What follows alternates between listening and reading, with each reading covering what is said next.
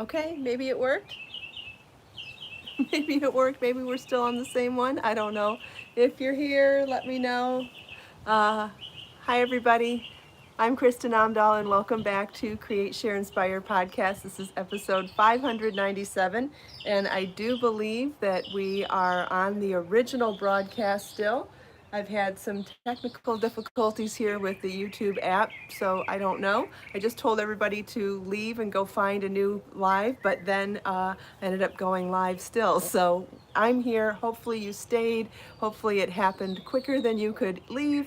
Maybe you'll still find it. If you're joining me live, please say hello. Hi, Judy, Christine, Cindy, Thea, Caroline. I missed a bunch of names. Melanie, Barbara, Patricia, Judy, Jill, Nora Sue, Caroline, Carrie Mate, Lisa. Good morning, everybody. Happy Friday. Yay, good. Thanks, Christine. Glad you came back. Hi, Jackie. Hi, Judy. Hi, Judy. Hi, Kimberly and Joe. Good morning, Grace and Naomi. Hi, Sharon.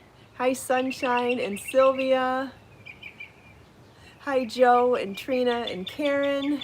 Thank you. Yes, the Mandy top came out beautifully. I'm so happy with it. Hi, Lisa and Barbara and Kathy and Lottie and Caroline. So the pattern is not quite done yet. We are tech editing it right now, and it will be out possibly later today, possibly tomorrow. It uses Be So Sporty yarn, and I used colorway Sandcastle, which I love. I'm wearing it with white jeans today, but like we talked about yesterday, you could absolutely wear this color with dark denim, dark blue. You could wear it with brown. You could wear it with a pop of color. I think coral would be pretty with this color. And obviously you could wear it with black as well. But I think it looks very fresh and summery with the white pants. And I think even adding colorful accessories like the yellow plumeria flower or even a brighter colored accessory would be really cute too. Thank you, Sylvia. It's called the Mandy Knit Top pattern, and it will be available either later today or tomorrow, somewhere in that range. And it's going to come in lots of different sizes. You can add the sleeves if you want, and adding the sleeves is super easy. You're just going to work in the established pattern in the round, picking up the underarm stitches and the stitches from the yoke. That's it. And work even for whatever length you want, or you can just bind off after you separate for arms and body from the yoke. And then it's just working even in pattern for whatever length you want your top to be in. So it really is a very easy construction. And so pretty. I love mine. It's called the Mandy top, and it will be available very, very soon. I did the photo shoot for it this morning, so that's why I'm still wearing it. So I know it seems a little bit like a tease, but I really don't mean it. I'm excited to show you. And like I said, it will be available very, very soon.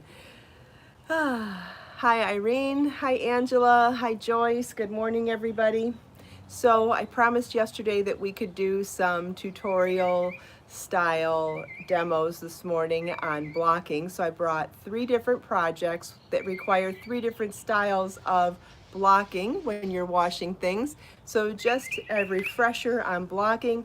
Blocking is kind of a misnomer, not really a misnomer, but it doesn't really capture all of the things that we're really doing when we say we're blocking our knits or our crochet pieces. We are hand washing, and we are hand washing items that are delicate because we made them with our hands. Sometimes you can put them in the washing machine in laundry bags, depending on the fiber content of whatever yarn you used.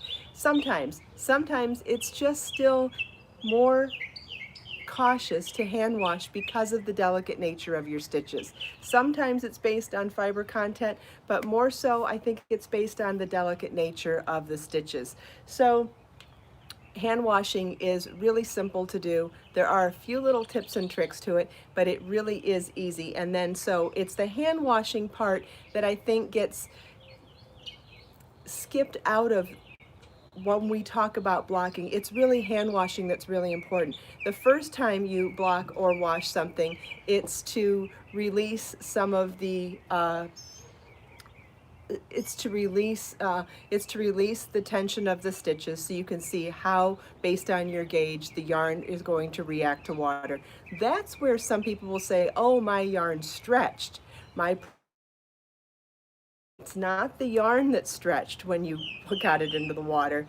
Your actual tension came out. Your actual gauge came out. And I know that that is a myth that's been said for many, many years. Oh, I don't like that yarn, or I don't like that project because my yarn stretched. No, you didn't block your swatch to begin with, so you didn't know how your gauge was going to be affected by water. And if you're making things that you're going to wear, they're going to get dirty and you're going to have to wash them eventually anyway. So blocking your gauge swatch is one of the most important things you could possibly do before starting a project, to have success in the project and to have a lifetime of loving your yarn and the project that you spent so much time making.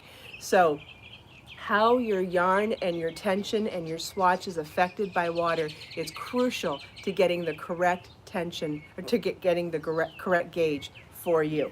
So having said that, washing and blocking is an important process in the beginning when you're swatching. It's important for getting the right size and shape of your finished garment for the first time, but then it's also important for as you launder something so that it stays clean after you wear it, right?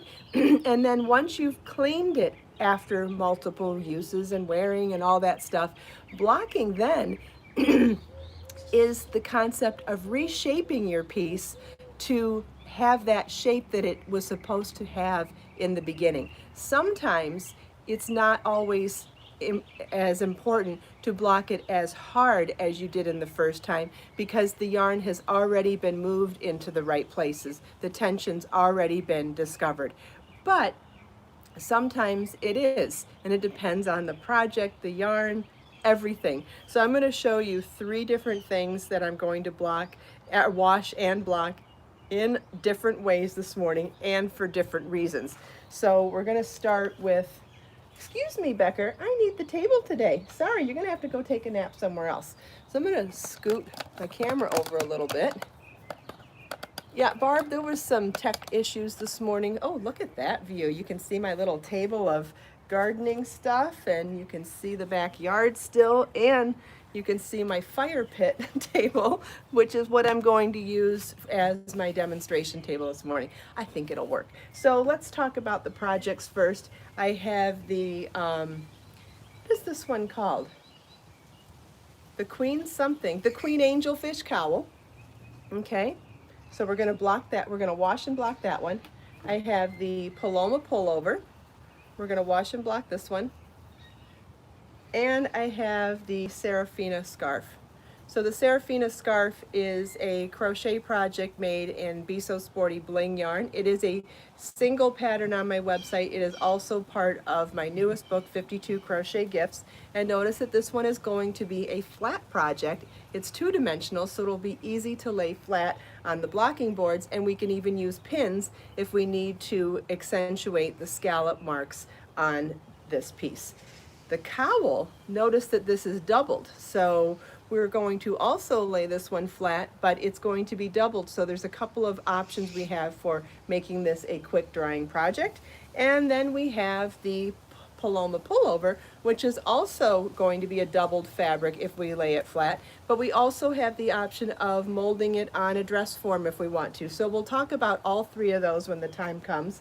I have a bowl of water here, which would be the equivalent of filling up your bathroom sink. You can do this in a sink basin, or you can do it in a bowl. Either way works. And I have, room temperature water. I'm going to put a drop of Wrapture, all natural delicate wash in there.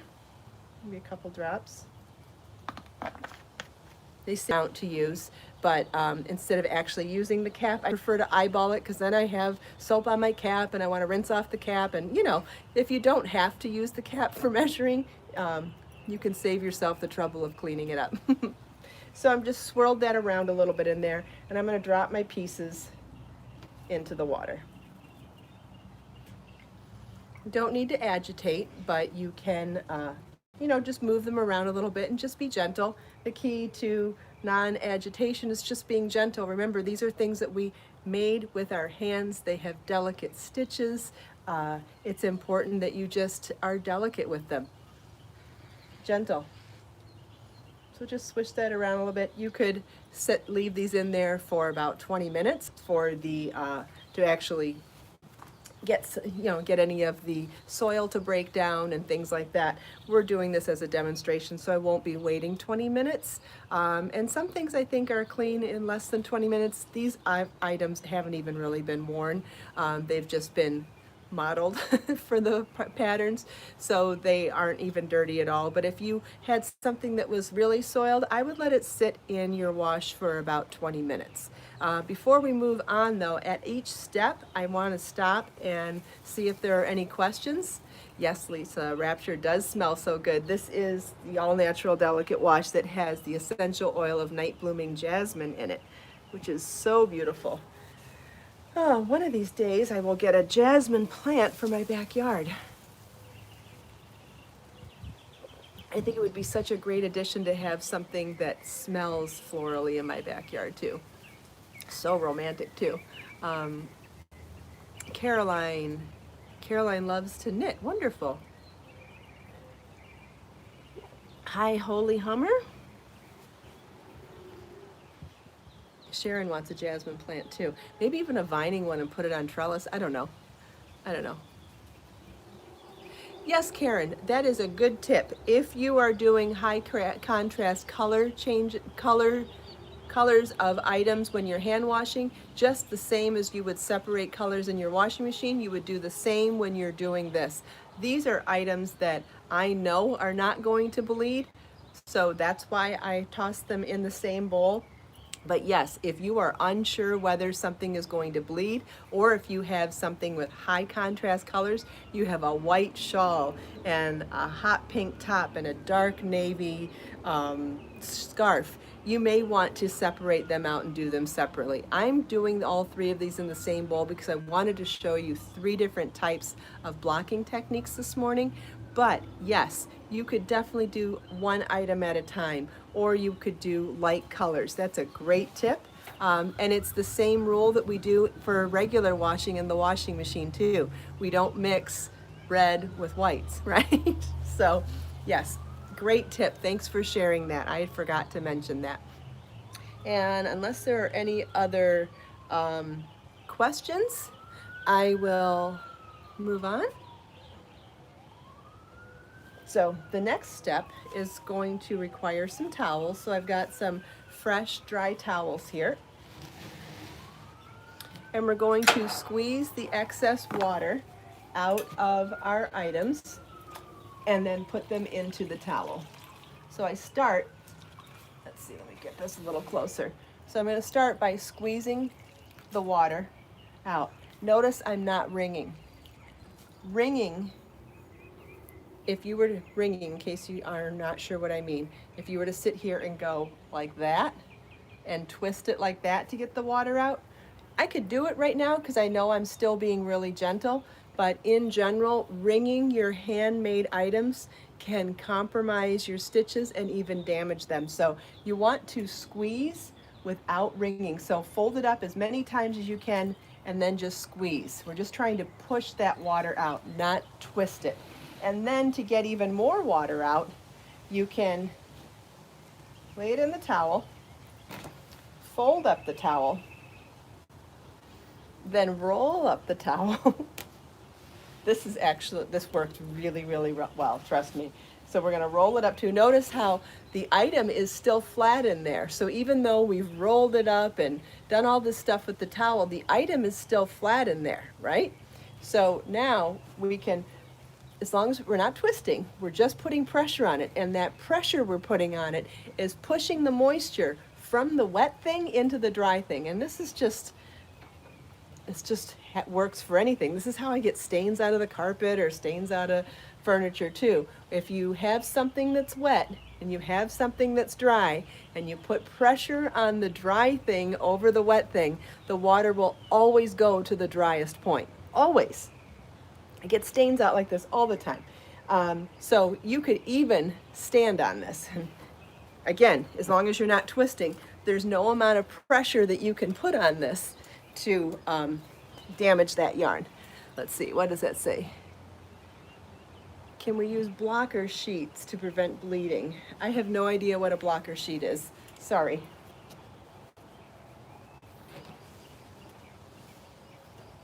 Okay. And our item is truly just damp now. It's not, I could almost wear it. It's got that much water taken out of it. I mean, look at how loose and drapey it is. It wouldn't be that loose and drapey if it was still super wet. So anyway, because I got so much water out of it already, it's not going to take that long to dry. You could lay it flat. Let's get a dry towel now. You could lay it flat to dry and then have, and so you want to shape it at this point. Remember we were talking about blocking and shaping? If the edges look like they're not straight, you could straighten them out, because whatever shape it sits in as it's drying is the shape that it will maintain once it's dry. So I like to make sure that the edges are similar and that we haven't puckered the sides. And now at this point, if it's only damp like this, it's probably no big deal at all to let it dry with 2 layers sitting on top of each other. If you put a circulating fan, so put it under a ceiling fan, add a floor fan that circulates. Any fan will help speed up this process. But if you're worried and you really want to do it quicker, you could take, maybe not this towel, but maybe grab a towel that's a kitchen towel, and you could actually put the cowl around the towel so that you have, it wouldn't need to be this thick. You could do a kitchen towel for this, and you could put it inside there and then on top of another dry towel, and then there's only one surface of cowl touching, only one surface of towel, okay, the cowl's not touching itself, and each surface is touching only a dry towel, which means that moisture is just going to suck right into the towel. So this is a great way to maintain the shape too, and you could lay it flat, stand it up, lean it up on something, whatever you want, and fans always speed up this process. So that's how I would do a cowl. You could either do it flat, like I said, or you could put something dry inside. Either way would dry a cowl really quickly. You could also put it over a sheer chair like this. Notice how this chair has a lot of holes in it. So putting it over the chair and leaving it out in the breeze means water, or the breeze will go through it and will dry it quicker as well.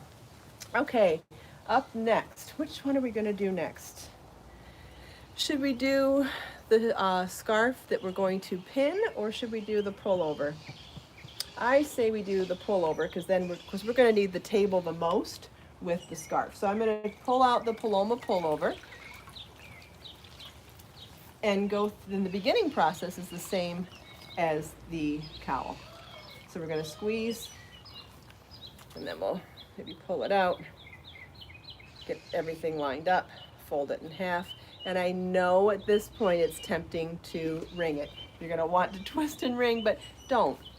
You don't want to take the chance after putting in all those hours and all that money and all that time.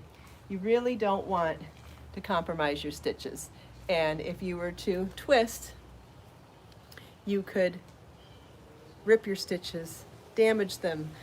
It's not worth it. So just squeeze, and squeezing is very effective. And then we can go through the same process with the towel. So remember, this is going to be a doubled fabric, but it's not a problem. We're going to take the piece, lay it out flat inside the towel. The sleeves can go right over the top, it doesn't matter. And we'll fold the towel in on both sides, and then we'll roll it up.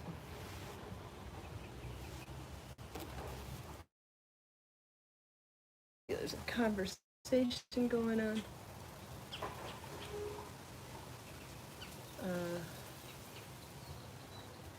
Yeah, I mean, if you want to wash multiple things together and you're comfortable with the ingredients in blocker sheets, go for it. I think I like to do things simply, so and again, we're talking about a sink basin and hand washing, so there's only so much you can fit in there anyway. But yeah, to each his own. Whatever you want to do is fine. So I've rolled up my sweater in the towel. So again, the sweater is flat, but the towel has rolled up on it. So the sweater is still not touching anything but the towel. And now that it's rolled up, I can even step on it. I can stand all the way up. And all I'm doing is pressing that moisture out of the towel, out of the sweater and into the towel. Yes, you can absolutely dry in the sun. Couple of tips on drying in the sun. I have had less than perfect results with drying in the sun before for a couple of reasons, depending on where you live and what kind of conditions you have. Dust can be out there when you're drying in the sun. So whether there's construction in the area or a lot of dirt in the area or wind, you can also, anything can happen outside. So I have found, and if you leave it and get distracted, it can get rained on, or the wind can blow something into it. I have had less consistent results, pollen, birds, yes, bugs. There's all sorts of things that can get into it. So yes, you can dry things out in the sun, but I have found that it is by far the least consistent. I get my least consistent results. Yes, a dog can go by, any kind of animal can come by. So although I do like the idea of the old-fashioned sheets drying in the sun on the, what do you call those, drying lines? I love the idea of that, but results. Yes, you could get sun bleaching if you're in a really hot climate like where I live too. That's true too. So yes, the idea is great. If it's going to be quick and you're going to watch it and you don't think there's any nature things that are going to come by and compromise your item, then yes, go for it, try it. But in general, you will get more consistent results if you can control the environment with it, which in your item is drying. I hope that makes sense. So now we'll pull out our pullover from the towel, and it is definitely more damp than dry now. Or more damp than wet is what I meant. So at this point, I'm going to show you this one in two different ways. We could either lay this one flat to dry, and I would put out a dry towel first to do that. So I would take a towel like this, and you know how in my patterns in the finishing section I always say hand wash, block to finished measurements, and allow to dry. Well, block to finished measurements is exactly what it sounds like. I'm going to set this out.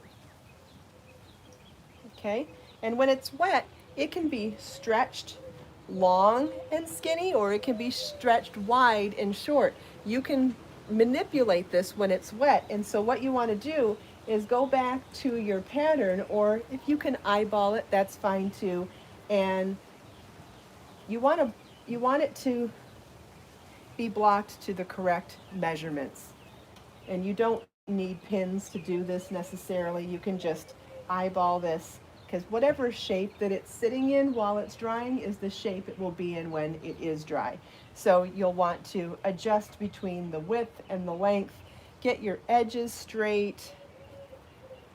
And this is what you would do on a store-bought sweater too. This is something my mom and my grandma did for years when they would buy cashmere sweaters at the store. They would lay out their hand-washed sweater that wasn't handmade, and they would reshape it, and it would hold that shape when it dried. I'm sure a lot of you remember that from that other world, right?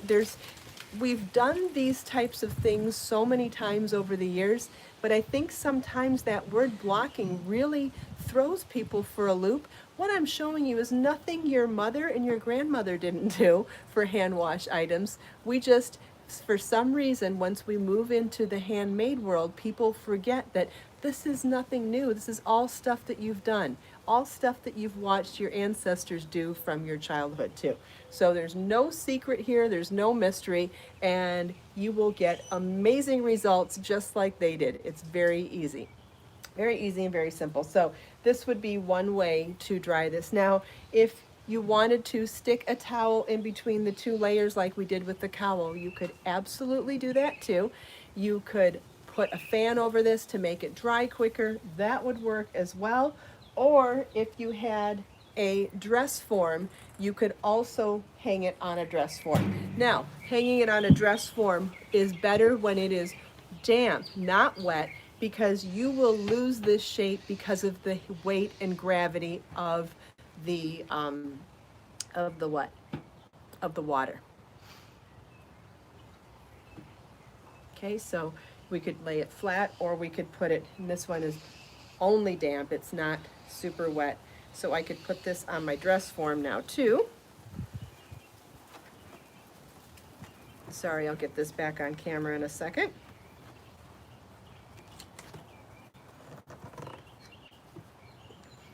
Okay, and so now only one layer of damp, everything else, and you can leave this to dry as well. Now, on the porch here, my porch happens to have 3 walls of screen, so I have really great cross flow of air out here.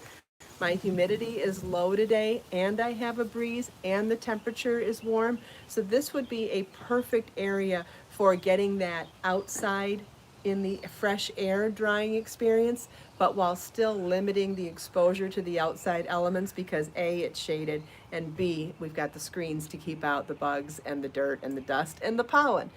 So all of those things play in. If I didn't have those conditions out here, like if it was super humid, I would definitely take my stuff inside and I would put it under a fan instead.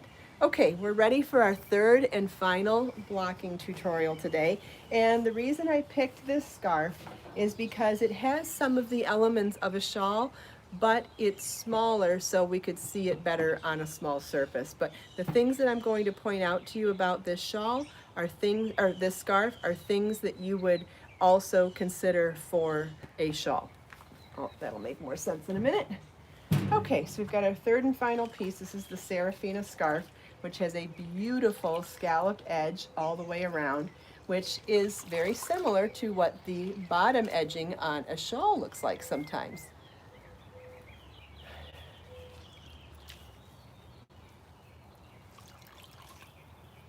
Okay, so we're squeezing, not wringing, no twisting and wringing, and we can unfold it, change the positions, squeeze out some more water. But I know the urge to twist and wring is great, and I know it always is for me. So move the water out of the way now. Hopefully I don't step in it. Okay, and then we can, this is longer than the towel, so I'm going to fold it in half, not on top of itself, but just fold it in half before putting the towel over it. Now, in a perfect world, you could use a fresh towel for each one of these. Now, we're just doing a demonstration here, so this towel is a little bit damp now because we've been getting the excess water out of 2 other pieces already, but it's okay. Now I'm stepping on it to put a little more pressure on that towel. I want that towel to get nice and thirsty and to soak up as much water as it can from this yarn. Now this is also the thickest yarn that we've used today too. The first 2 pieces, no it's not, I lied.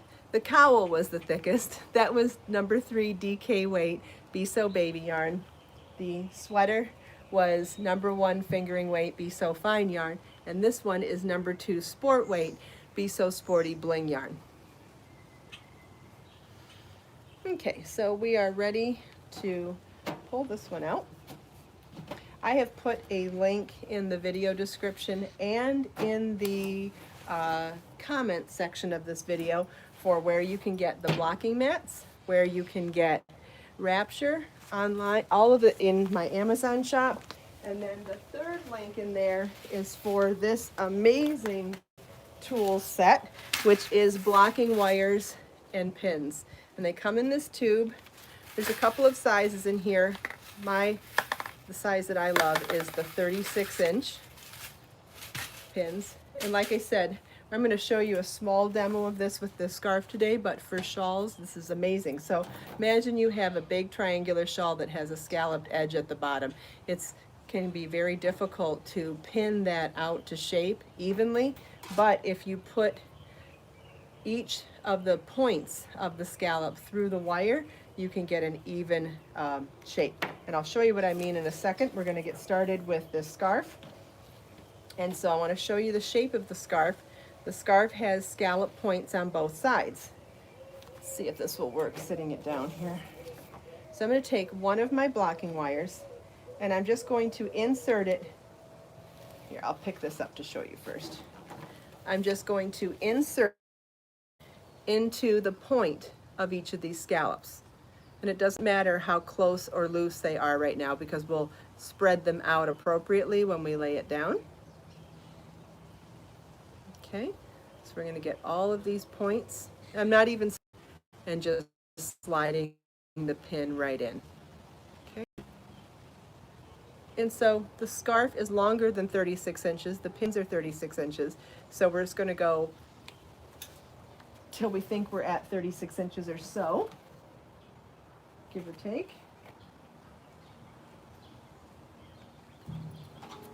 That might be even too much. And then you're going to take the other pin and do the opposite, do the scallops on the opposite side.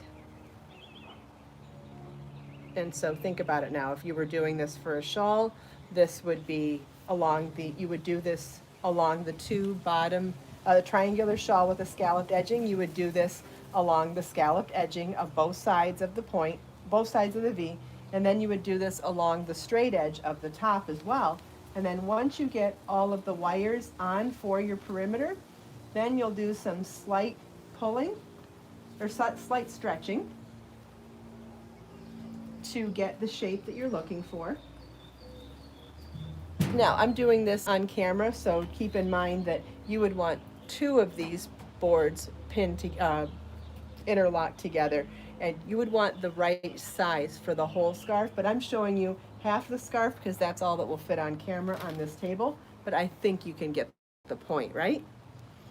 And then we'll come in with our T-pins. That's a T-pin.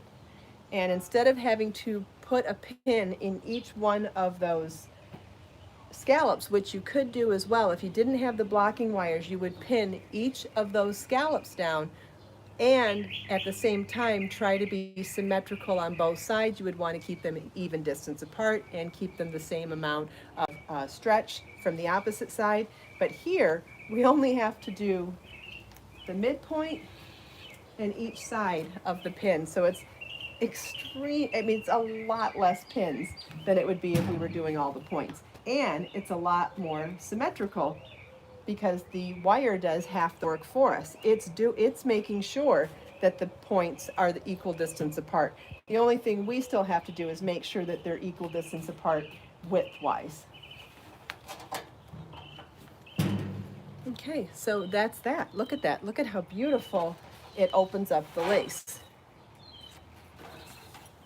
So it opens up the lace, it saves time, and it actually allows you to do a better job than what you would do if you were doing this manually just by your eyesight. If you're doing it without the wires and just doing it pinning out yourself, couple of tips for trying to get a symmetrical look. Get an overhead shot with the camera. So if you want to take the camera on your phone and get it as high as possible, stand on a little ladder if you need to. You want to get an overhead shot of it and then take a look at that photo, and if it looks symmetrical in the photo, then you've done a great job. If it doesn't, then you'll want to adjust. Maybe you didn't pull enough on this side. Maybe these pieces aren't spread out enough.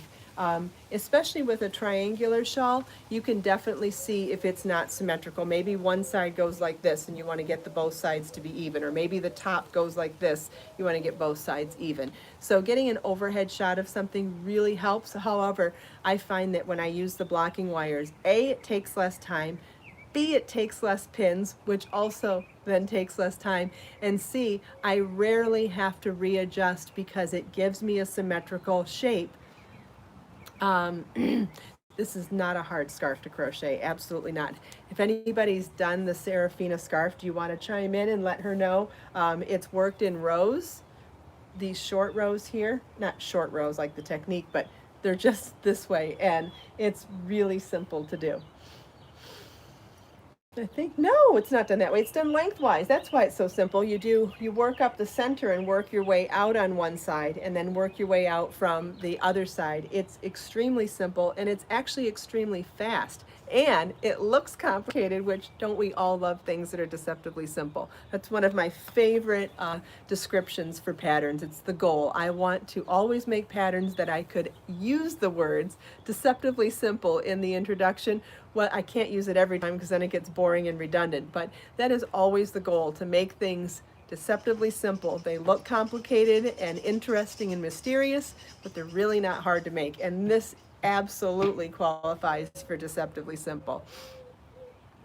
There is a link for the wires now. There's a link for the wires in the video description and in the, unless it didn't get saved, and in the comments. Yep, it's already in the comments. And I put it in here, but it didn't save. That's weird. Anyway, it's in the comments, and it'll be, oh, those wires aren't available. I'll find another set then.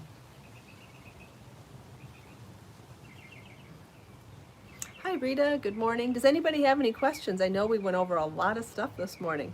So I'll find a new set of blocking wires in there. They're really amazing. And once you follow the link to my Amazon shop, you can Google blocking wires and find them too. But I'll find a link to a good set that I like and update that link. Does this seem more doable? Does this seem more manageable? Does this seem like something you could or would or don't want to do now? Has this changed your opinion of washing and blocking and shaping? What yarn did I use? I'm guessing you mean for the scarf. This is Be So Sporty Bling yarn. The top I'm wearing is Be So Sporty yarn, which is number 2 sport weight bamboo. Great. I see a lot of people saying that this sounds easier and more doable than they thought. And I hope that I have taken some of the mystery out of the word blocking and really broke it down into the multiple things that people are really talking about when they say blocking. This pattern will be available probably tomorrow, but very soon. We're in the tech editing and photo editing stage right now. So I've done the photo shoot and the pattern's done. So we're in the editing stage, which is the final stage. So it will be available very, very soon.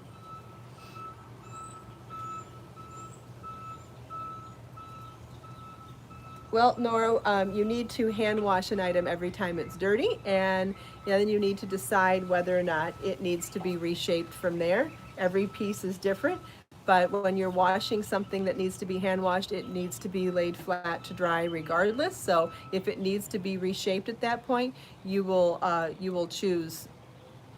decide whether or not it needs to be pinned out or just laid flat or reshaped. I mean, it's going to depend on the piece, but you do want to get something back to its original shape while it's drying. But that could be really simple, or it could be slightly more complicated. It depends on the piece. But if you're making something you're going to wear, you're going to be washing it anyway. So how it feels and looks after it's been wet for washing will determine whether or not you dry it and reshape it in these variety of ways. And that all together is what everyone calls blocking, but it really is multiple steps. It's hand washing, it's getting the water out safely, it's laying it flat to dry, drying it naturally, and figuring out whether or not it needs to be reshaped before it's dried. Hi guys, don't go near the water, okay? Gotta clean that out. Great, I'm so glad everybody thinks that this was simple and easy. Wonderful, I'm so glad. Margaret's gonna go make dinner in Sweden. Wonderful, have a nice dinner. Any other questions?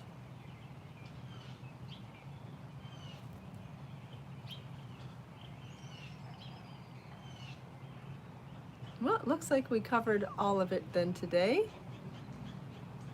Well, thank you everybody so much for taking time out of your busy day to spend a few minutes here with me. I hope you enjoyed all the different demos, chatting with me and everyone else. If you like this video, please give it a thumbs up. If you are new to my channel, please consider subscribing and clicking that bell notification button so you can be notified every time I go live. If you have friends that might like my podcast or my tutorial videos, please consider sharing with them. We'd love to meet new, like-minded, crafty, and positive people. Let us make time to create, share, and inspire today and every day. Have a wonderful weekend, everybody, and I'll see you same time, same place, Monday morning. Bye.